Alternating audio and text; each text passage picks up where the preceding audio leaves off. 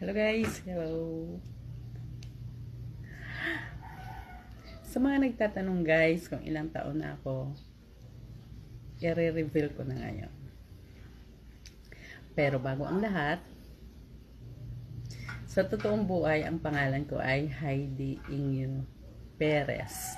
Ang apelyido ng asawa ko is Alejo.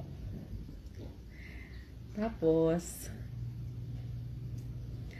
Tubong Agusan del Sur po ako. At yung tatay ko, taga Davao City po siya. Tapos, 18 years old ako, pumunta ako dito sa Maynila.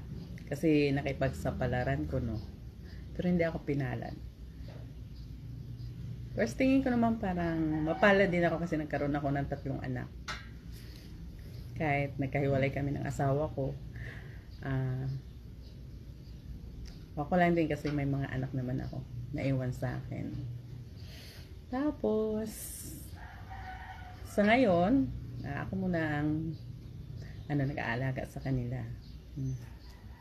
At the age of 45. Ha? Wala na.